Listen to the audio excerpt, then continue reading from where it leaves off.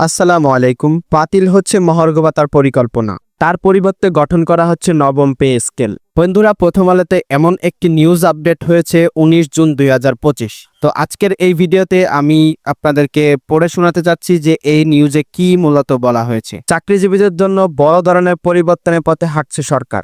দীর্ঘদিনের আলোচনার পর অবশেষে সিদ্ধান্ত নেওয়া হয়েছে, আগের ঘোষিত মহার্ঘ ভাতা আর কার্যকর হচ্ছে না, তার পরিবর্তে আসছে নতুন একটি বেতন কাঠামো। নবম পে স্কেল বর্তমানে অর্থনৈতিক প্রেক্ষাপট, কর্মীদের বাস্তব জীবনযাত্রা, ব্যয় এবং বিভিন্ন দপ্তর থেকে আসা সুপারিশের ভিত্তিতে এই রূপরেখা তৈরি করা হচ্ছে সরকার। এর আগে ঘোষিত হয়েছে 2025 সালে 1 জুলাই থেকে গ্রেড ভিত্তিক 15% ও 20% হারে মহার্ঘ ভাতা দেওয়া হবে, কিন্তু সেই পরিকল্পনা নানা মহল থেকে উঠে আসা অসম্ভব। চাকরিজীবীদের পক্ষ থেকে দাবি উঠে, বর্তমান বাজারে দামের প্রেক্ষাপট প্রস্তাব ভাতার হার যথেষ্ট নয়। অনেকেই 50% ভাতা চেয়ে আন্দোলন শুরু করেন। কর্মস্থল, কর্মবিরতি, মানববন্ধন এবং দাপ্তরিক আলোচনার মাধ্যমে চাপ বাড়াতে থাকে।